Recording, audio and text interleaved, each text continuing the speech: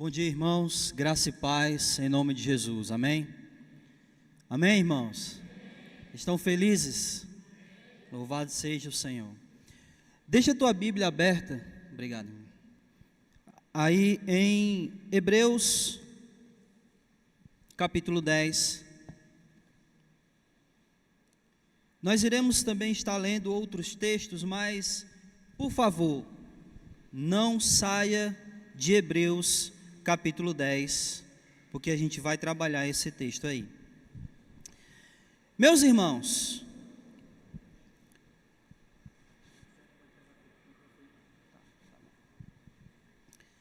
alguém disse certa vez que chegaria o dia em que nós precisaríamos provar que a grama é verde. E esses dias chegaram. A gente tem vivido uma crise no que diz respeito à verdade. Os absolutos estão cada vez mais sumindo. E aquilo que é relativo tem cada vez mais assumido o papel do absoluto. Coisas que há um tempo atrás eram inquestionáveis, hoje já é relativo. Não que seja realmente relativo, mas é que as pessoas estão vivendo isso. Estão substituindo o absoluto pelo relativo. E é exatamente por esse motivo que o tema que foi proposto para esse mês, ele é tão importante. Que são as verdades a respeito de Deus. O tema que me foi proposto hoje é que Deus julga como um juiz reto e justo. Deus julga como um justo juiz. E as pessoas têm uma visão deturpada de tudo isso, justamente pelo fato de que o absoluto em relação a Deus, ele tem sumido e cada vez mais as pessoas têm relativizado Deus. E isso é uma herança da pós-modernidade, onde não existe mais uma verdade absoluta, e sim, tudo é relativo, inclusive Deus. Quando nós falamos coisas a respeito de Deus, as pessoas hoje em dia, elas têm uma tendência a dizer, não, mas não é bem assim. E elas acabam criando um Deus para elas, que não é o Deus da Escritura, mas um Deus que se encaixa na mente e no coração delas. Um Deus que não vai, por exemplo, julgá-las. Um Deus que não julga procedimentos pecaminosos. Porque hoje o que mais a gente vê são pessoas usando a Escritura e usando um Deus criado por elas mesmas, para que elas possam viver das suas próprias maneiras, sem contudo ter a sua mente acusada, por estar procedendo de maneira contrária à vontade desse Deus, porque afinal de contas, não existe uma vontade absoluta de Deus, tudo é relativo. Então, a maneira como você acha que Deus quer que você viva, pode não ser a maneira como eu acho. Então, você vive do seu jeito, eu vivo do meu. É isso que querem incutir na nossa mente, implantar na nossa mente. Mas nada disso é verdade. A verdade é que Deus, Ele é descrito de certa maneira na Escritura, e é essa maneira que nós temos que acreditar nesse Deus. Alguém disse certa vez, e eu digo isso com pesar no meu coração, que os momentos de maiores idolatrias são nos cultos cristãos. Porque cada um adora o seu próprio Deus criado na sua mente. E não o Deus da Escritura. A tarefa que eu tenho hoje, meus irmãos, nesse tema, Deus julga como justo juiz, não é uma tarefa fácil. E ela não é uma tarefa fácil, justamente não pelo tema em si, não pelo ensinamento bíblico, não pelo ensinamento da Escritura, mas justamente pela maneira como os ouvintes recebem essa palavra.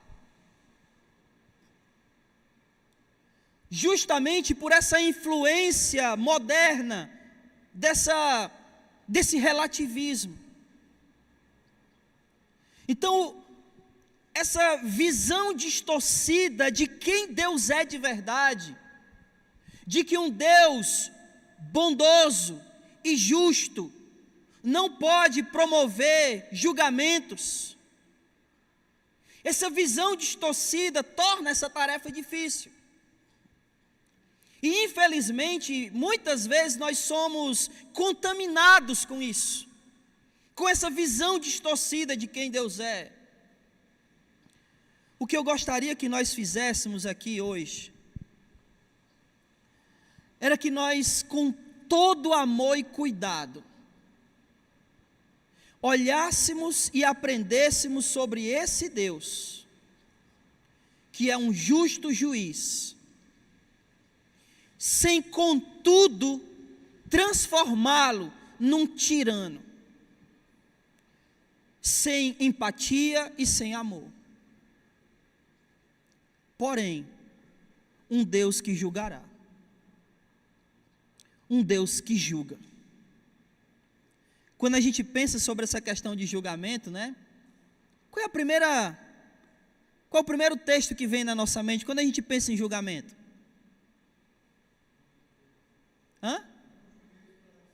Não julgueis, não é? Não julgueis para não ser julgado. É incrível como esse é um texto, talvez hoje um dos textos mais conhecidos que tem. Quando eu me converti, há um pouco mais de 20 anos atrás, o texto que a gente mais conhecia era qual? João. Isso, todo mundo sabe. Hoje é Mateus capítulo 7, versículo 1, não julgueis. E ele tem sido usado de uma maneira totalmente equivocada, porque em momento nenhum a Escritura diz que a gente não deve julgar. Se você abrir em João 7, 24, vai dizer, não julgueis, aliás, julgueis pela santa justiça. Ele lá vai mandar a gente julgar, mas julgar pela reta justiça. Em 1 Tessalonicenses 5, ele vai dizer, julgai todas as coisas.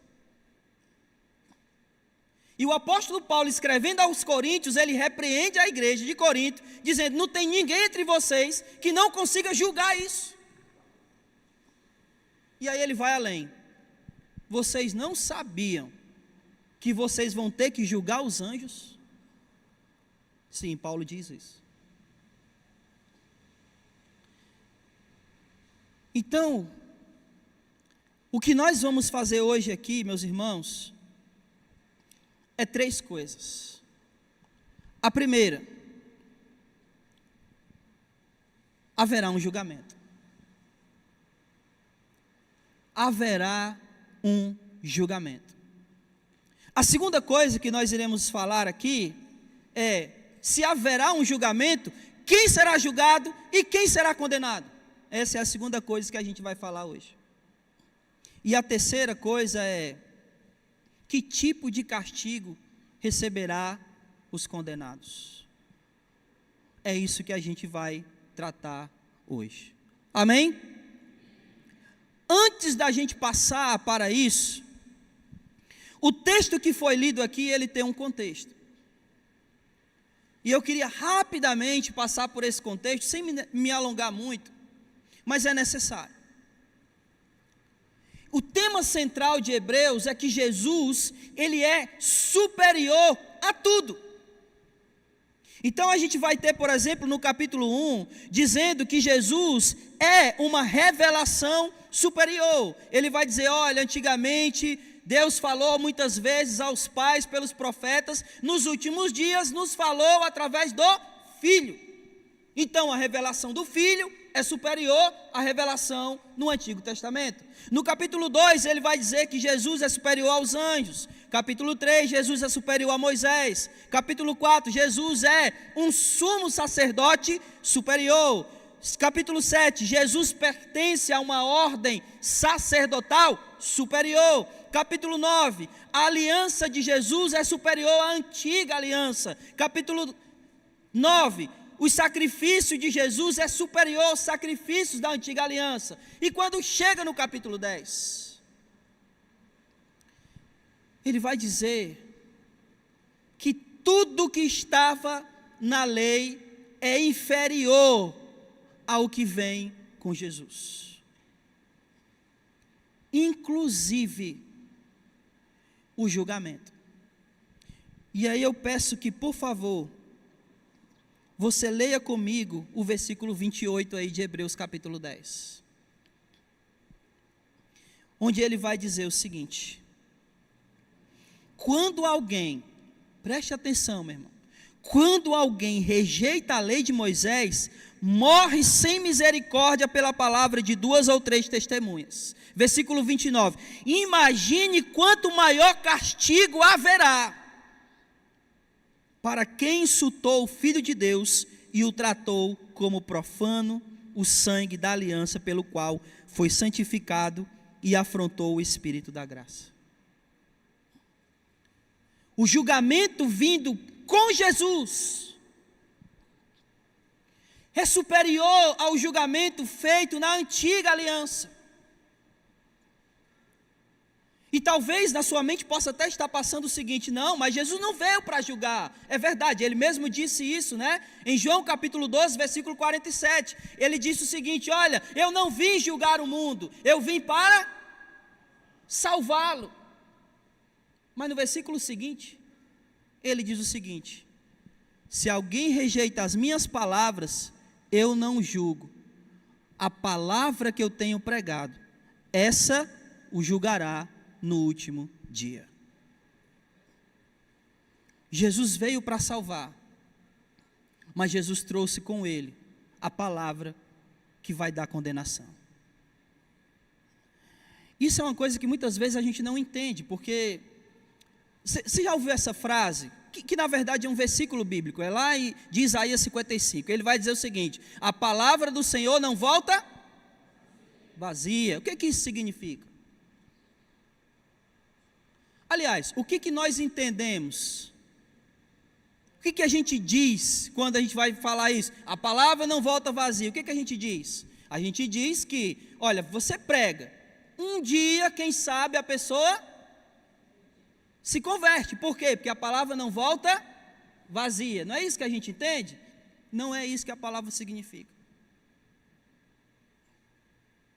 Ele diz que a palavra cumpre todo o seu propósito, ou seja, se a pessoa crer, ela vai ser, e se ela não crer? Isso. Então a palavra não volta vazia. Ou ela salva, ou ela condena. Porque ela cumpre o seu propósito. Tendo dito isso, eu queria que nós pudéssemos começar aqui falando justamente o seguinte: haverá um julgamento. E para isso, novamente, vamos ler o versículo 26 e 27. Se continuarmos intencionalmente no pecado depois de recebermos o pleno conhecimento da verdade, já não resta mais sacrifício pelo pecado, mas uma terrível expectativa de juízo e fogo ardente que destruirá os adversários. Haverá um julgamento. E esse julgamento é inevitável. Não é opcional. Não é uma coisa da qual você pode fugir, ou qualquer pessoa pode fugir. Você já esteve num tribunal onde duas pessoas estão brigando judicialmente sobre alguma coisa? É possível que essas pessoas, elas nem cheguem a julgamento, elas podem fazer o quê? Elas podem fazer um acordo. Mas aqui não existe acordo. Porque Deus não comunga com o pecado. E por isso Ele julgará. Haverá um julgamento. Haverá um dia, como diz aí, em Atos capítulo 17, versículo 31. Por favor, Natanael. Atos 17, 31.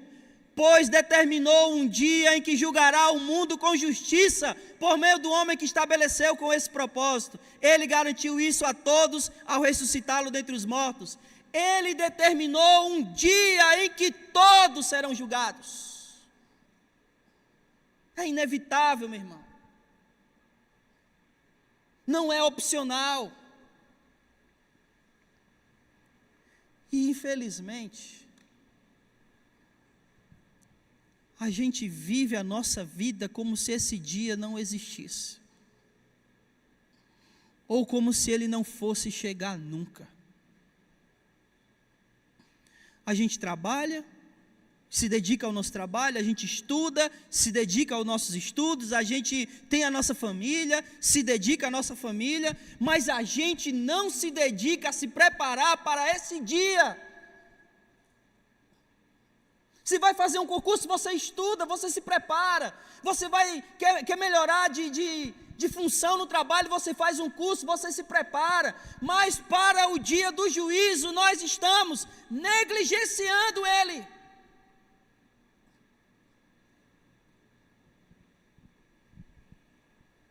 E esse dia vai vir, quer a gente queira ou não.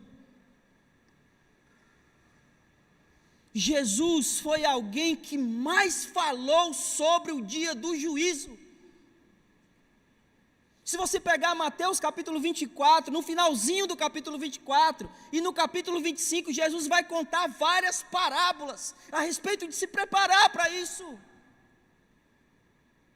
Ele conta a parábola dos 2 servos, ele conta a parábola das 10 virgens, ele conta a parábola dos talentos. Tudo com uma finalidade: chegará o dia da prestação de contas.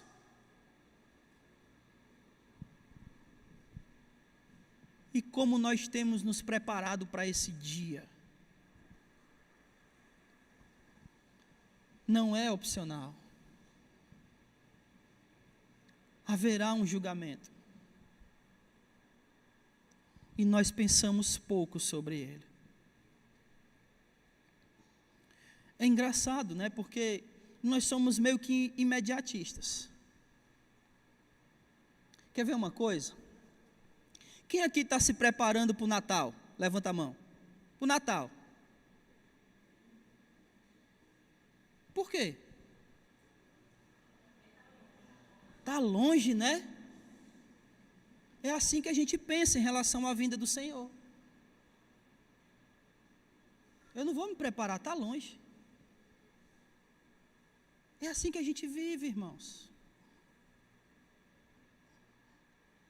A gente não vive uma vida voltada para esse dia. Porque na nossa mente, no nosso coração, está longe. É engraçado porque a perspectiva dos apóstolos é que eles estavam vivendo os últimos dias. E a gente está vivendo os últimos dias sem essa perspectiva.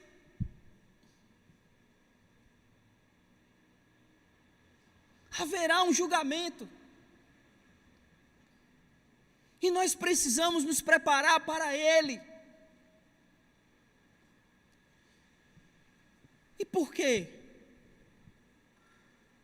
Porque quem nos julgará, meu irmão? Quem é que vai nos julgar? Quem é? Quem é? O nosso Deus é o juiz. Ele é o juiz. Olha o que diz aí, Mateus capítulo 10, versículo 28. Olha só, leia aqui. Não temam os que matam o corpo e não podem matar a alma.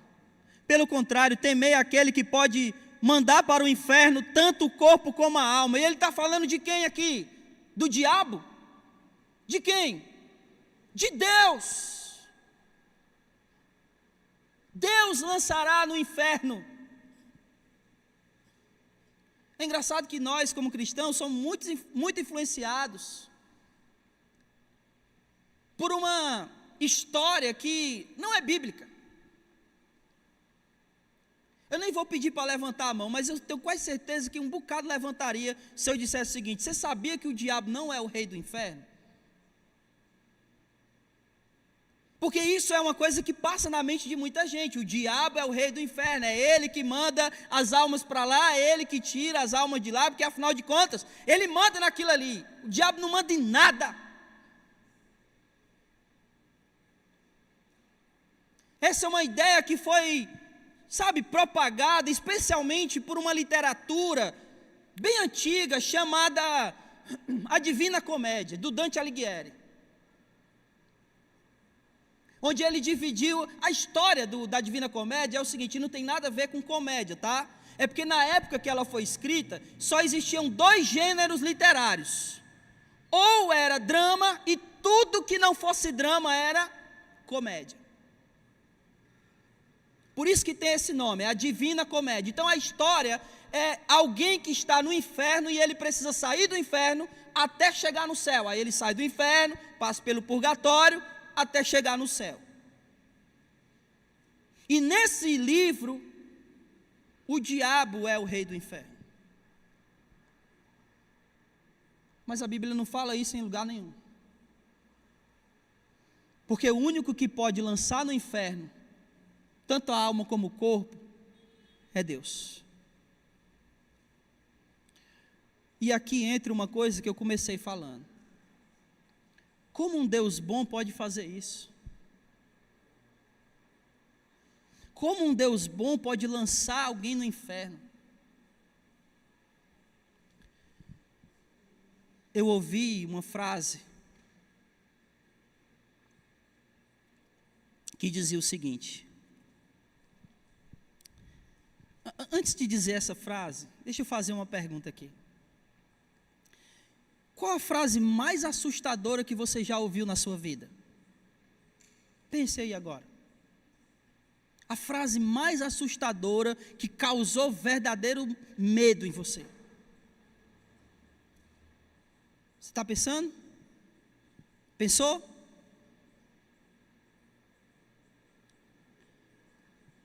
Alguém disse que a frase mais assustadora que ele ouviu, ou que qualquer pessoa poderia ouvir, é: Deus é bom. Você se assustou com isso? Hã? Sim ou não? Por que não?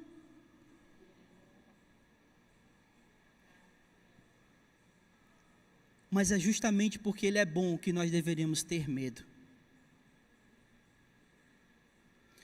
Porque Deus é bom e nós não.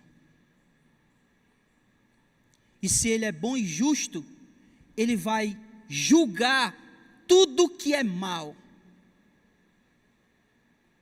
Jesus disse que não havia nenhum bom senão. E Paulo, escrevendo aos Romanos, capítulo 3, ele diz: não há um justo sequer. E se Deus é bom e justo, Ele precisa julgar tudo que não for bom. Isso inclui quem? Você está com medo agora?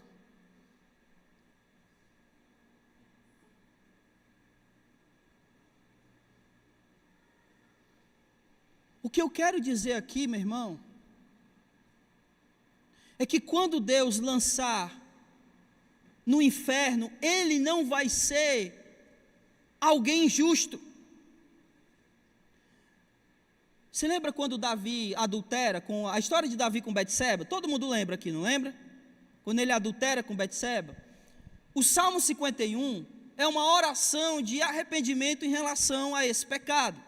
Então olha o que diz no versículo 4 aqui do Salmo 51. Davi diz o seguinte: pequei contra ti somente, fiz o que é mal diante dos teus olhos. Aí ele fala essa frase: por isso a tua sentença é justa e o teu julgamento é puro. Porque Deus julga com justiça. Deus, Ele não é injusto quando Ele manda alguém para o inferno. Na verdade, Ele só está aplicando aquilo que é justo. Porque a própria palavra diz que o salário do pecado é o quê, meu amado? É a morte. Então, por que aqueles que estão em Cristo não vão para o inferno? Porque a justiça de Deus recaiu sobre Cristo em nosso lugar. E, portanto, a dívida do pecado que havia sobre mim e você, Ele pagou com a morte. A morte houve, mas a dele.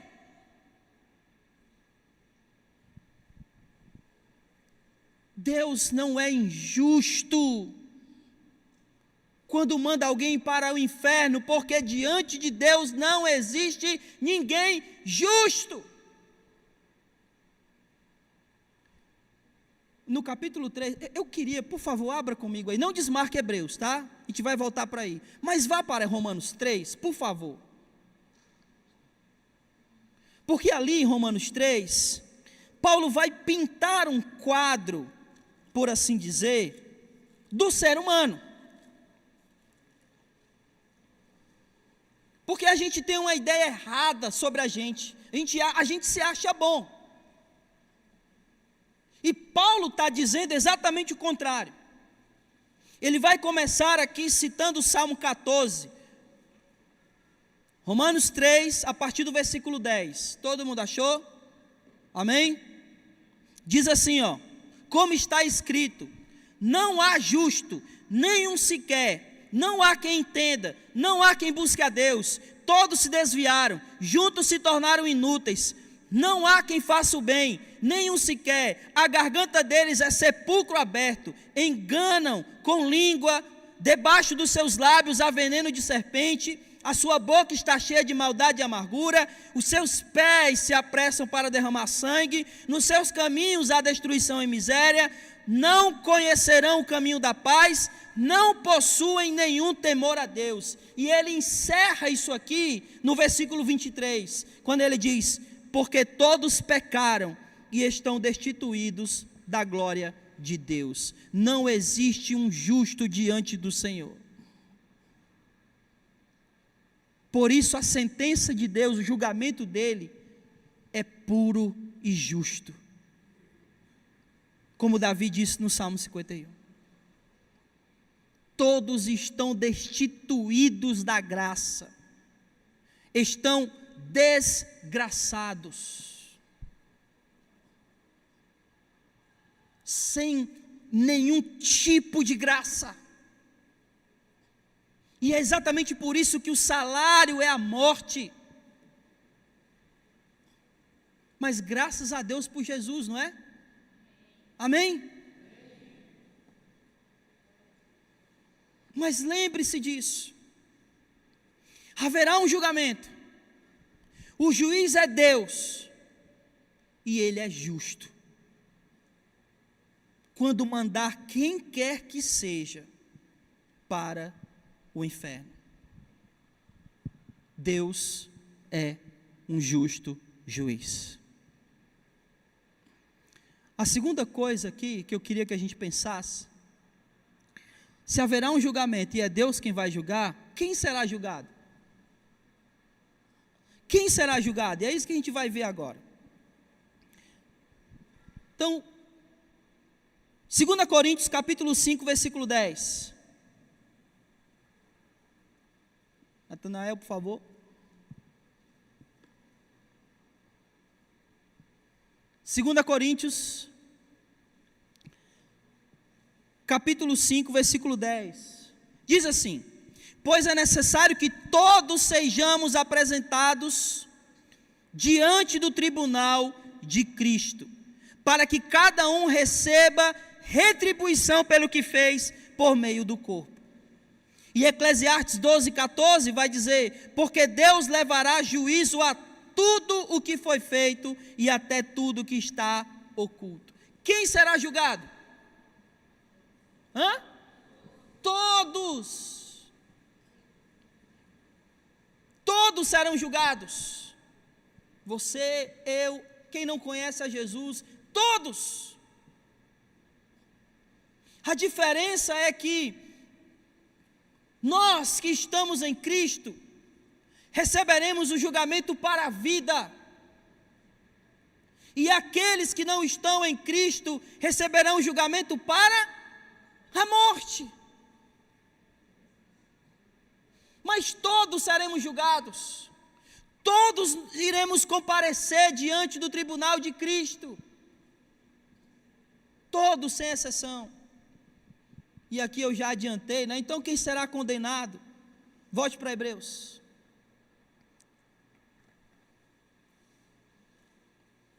Versículo 26. Quem será condenado? Versículo 26 diz assim: se continuarmos intencionalmente no pecado, depois de receber o pleno conhecimento da verdade, já não resta mais sacrifício pelo pecado. Quem será condenado? Aqueles que vivem intencionalmente na prática do pecado. Esses serão condenados. E é engraçado que ele não está falando aqui de pessoas que nunca ouviram a verdade. Olha o que ele está dizendo: se continuarmos intencionalmente na prática do pecado, depois de receber o pleno conhecimento. Ele está falando de pessoas que conhecem a verdade, mas continuam a viver uma vida pecaminosa de maneira voluntária, intencional.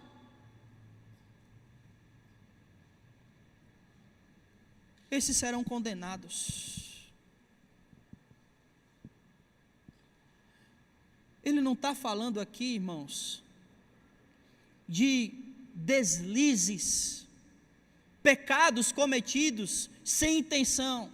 Ele está falando de pecados premeditados,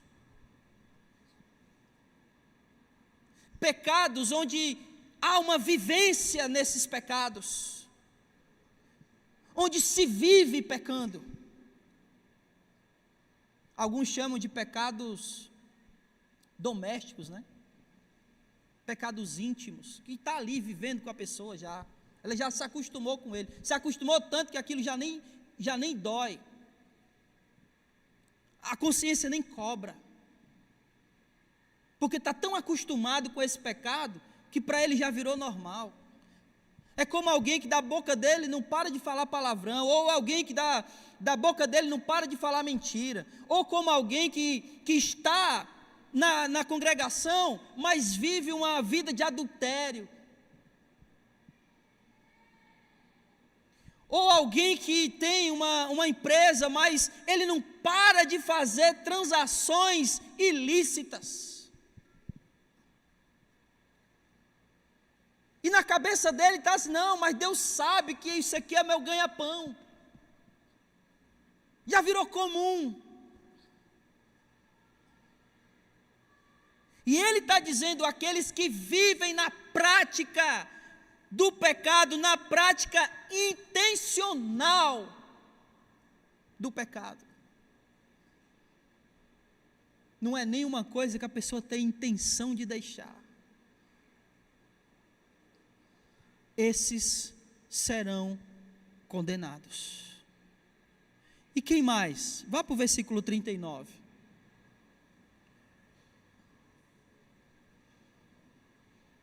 Ele diz o seguinte: nós, porém, não somos dos que recuam para a destruição. Quem será condenado? Aqueles que recuam, aqueles que desistem, aqueles que abandonam a fé, aqueles que abandonam a Cristo, aqueles que recuaram, que retrocederam, aqueles cujo a fé já não é algo que é viva dentro dele, que a fé agora já não passa de um mero passatempo, por assim dizer. Aqueles que esse momento aqui é só mais um momento da sua semana agitada. E não um momento onde você passa toda a sua semana desejando que esse momento chegue, porque você não vê a hora de adorar, de louvar, de exaltar a Deus, de estar em comunhão com os irmãos. Porque a fé já não é mais viva. Está retrocedendo até chegar ao ponto de não ir mais para lugar nenhum e desistir de vez.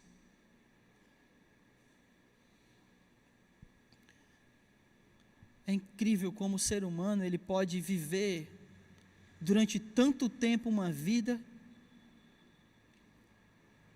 abandonar essa vida, viver com Cristo mais tanto tempo, e depois voltar a viver a vida antiga novamente. Isso não é uma característica própria apenas de nós, da nossa geração, das pessoas de hoje em dia. Isso é desde lá atrás. Basta olharmos para Pedro. Quando Jesus chama Pedro pela primeira vez, ele está fazendo o quê? Ele está pescando, não é? Aí ele nega Jesus. Aí o que ele volta a fazer? Volta para a vida antiga.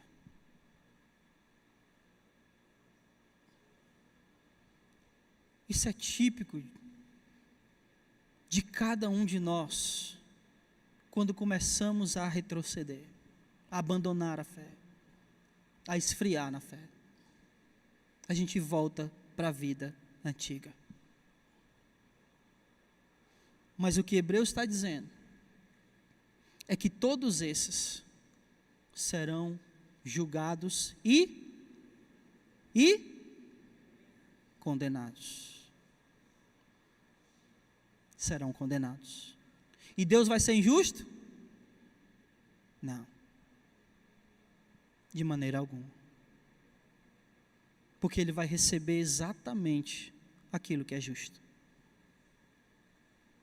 Diante daquilo que Ele tem intencionalmente vivido.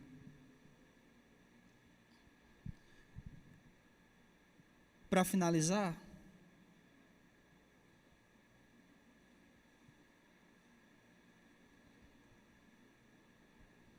que tipo de condenação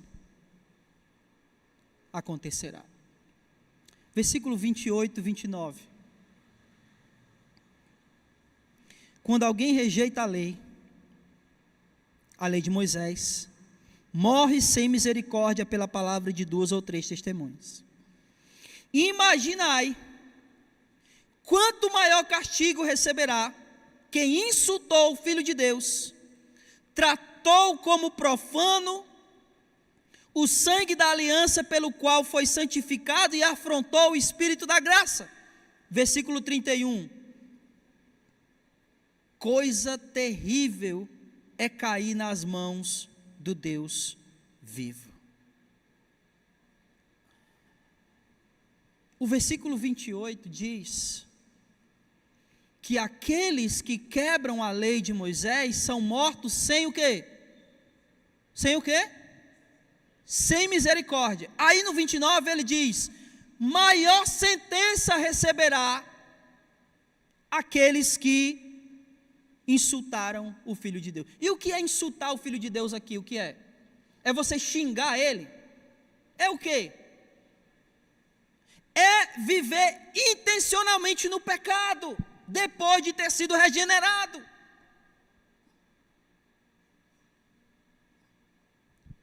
Aí ele está dizendo que se na lei de Moisés eles recebiam uma sentença sem misericórdia, pior ainda é a sentença que receberá por ter insultado o Filho de Deus. Em outras palavras, esse castigo vai ser sem o quê? Sem misericórdia. O tempo da misericórdia é agora, é hoje. Esse é o tempo da misericórdia. E no versículo 31 ele vai descrever esse dia como: terrível coisa é cair nas mãos do Deus vivo. De todas as maneiras que eu tentei projetar uma imagem para a gente entender essa coisa terrível aqui, uma me veio na mente. Você já brigou com uma formiga? Sim ou não? Você viu aquela formiguinha lá, aí ela veio e te ferroou, ou então você derrubou ela da mesa, ela subiu de novo. Você já brigou com uma formiga desse jeito? Sim ou não, irmão? Até que você se irritou mesmo com ela e você a esmagou. Ela teve alguma chance? Ela poderia juntar todos do formigueiro e lutar contra você? Talvez. Ia ter êxito? Ia conseguir te vencer? Por que não? Porque você é infinitamente maior e mais forte. Agora multiplica isso, essa quantidade de vezes que tu é maior e tu é mais forte do que uma formiga, multiplica aí por N números infinitos. É a grandeza de Deus em relação a nós. Portanto, se Ele quiser nos esmagar, é pior do que uma formiga.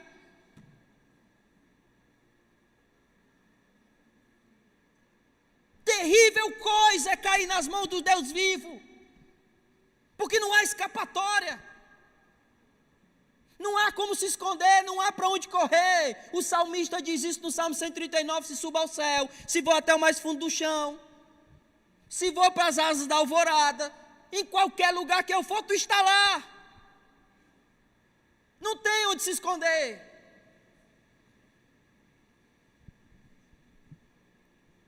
E o julgamento é inevitável, e a sentença é justa. E aqueles que vivem intencionalmente no pecado vão ser destruídos. E todos serão julgados. E o castigo é terrível.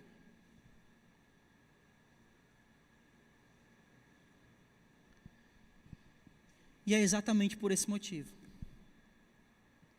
que nós precisamos de um Salvador. As pessoas às vezes não sabem por que elas precisam de Jesus.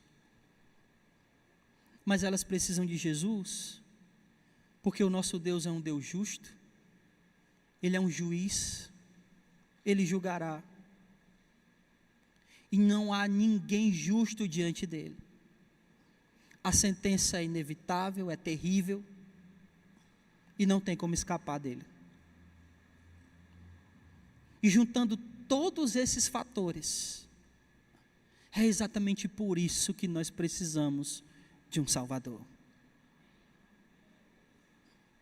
Porque sem Ele, estaríamos condenados, inevitavelmente, para a morte eterna. E não tinha como escapar. Mas a justiça de Deus, que exerce sobre o pecador a morte, caiu sobre o nosso Salvador. E a morte que era nossa, Ele tomou sobre Ele. E os pecados que eram nossos, que nos levariam, onde a gente vivia, como Paulo disse, né? Vocês viviam pela vontade da carne e do pensamento, vocês viviam intencionalmente no pecado. Todos esses pecados intencionais caiu sobre Ele. E graças a Deus, porque Deus é um Deus justo. Porque Ele sendo justo agora, como Paulo diz, já não há condenação para os que estão em Cristo. Porque Ele pagou a sentença. Por isso que eu disse que todos seremos julgados, é verdade, mas nós seremos julgados para a vida, porque Cristo pagou a nossa sentença. E já não há condenação, não para quem está em Cristo. E tudo isso porque Deus é um justo juiz. Ele não cobrará a pena duas vezes. A nossa pena foi paga na cruz do Calvário. Como Paulo escrevendo aos Colossenses diz, todo escrito de dívida que havia sobre nós, ele encravou na cruz. Deus é justo. Ele é juiz. Ele julgará como um justo juiz. Esse julgamento é inevitável. Ele é terrível.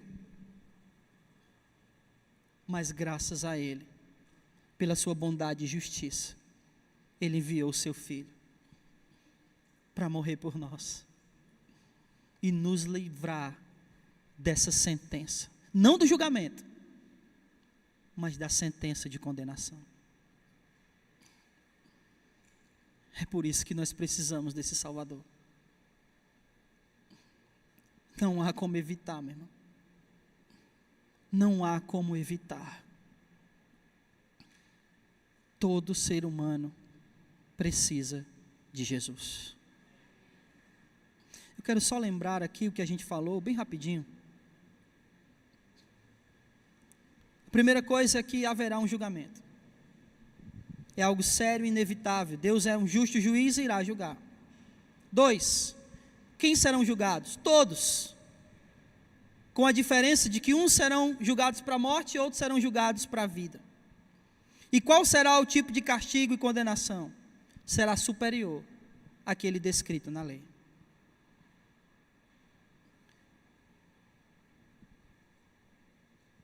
Eu quero terminar aqui,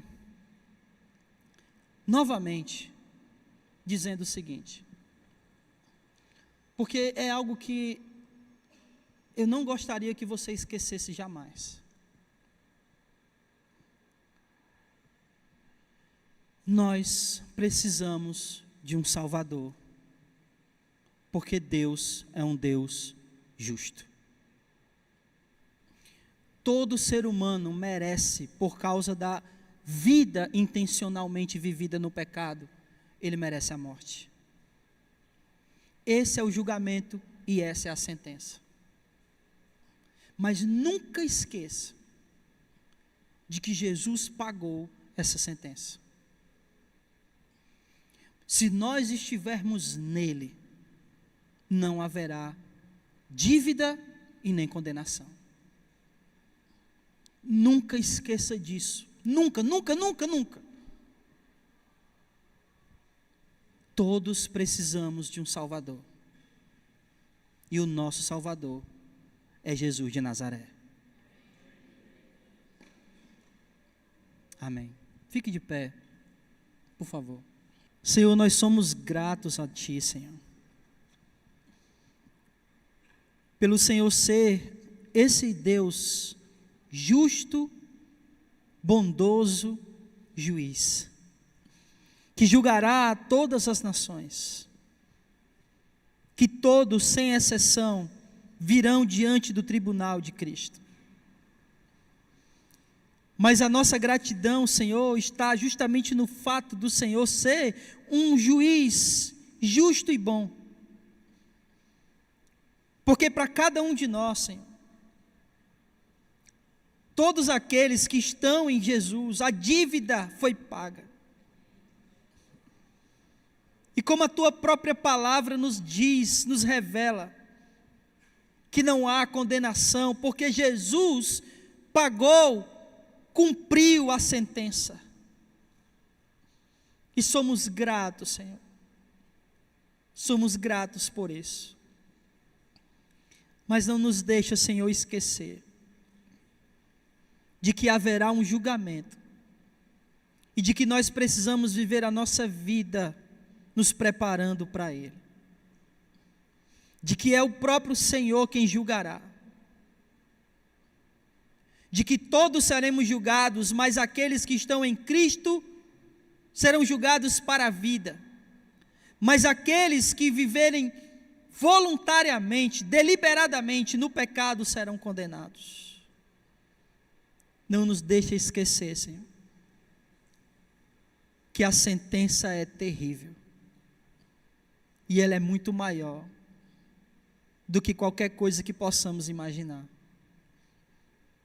Pai, nem por um segundo nos deixa pensar, Senhor, que seria uma coisa amena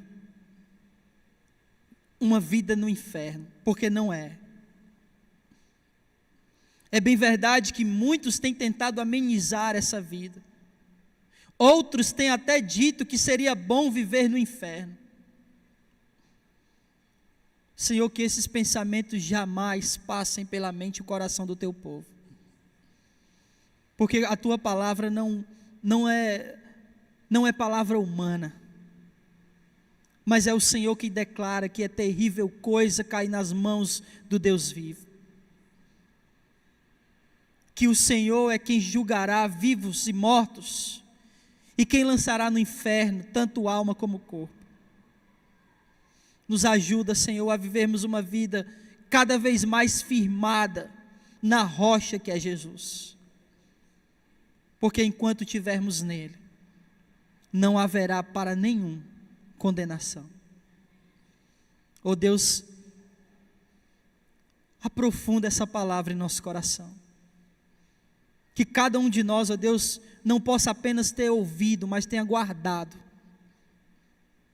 tudo aquilo, Senhor, que provém de Ti. Abençoa e fortalece a vida dos irmãos, mediante a Tua palavra. Edifica, restaura, fortalece, mas também nos exorta e nos confronta, para que a Tua palavra possa agir em nós, em todas as áreas que precisamos. Leva-nos em paz para as nossas casas, protege-nos, Senhor, no caminho de volta, para que nenhum mal aconteça com nenhum de nós, e nos dá uma semana cheia da Tua graça, cheio do Teu amor, da Tua misericórdia, cheio da presença do Senhor, pelo Teu Santo Espírito. Fica conosco e nos leva em paz. É isso que rogamos, e no nome de Jesus te agradecemos, hoje e sempre. Amém, Senhor.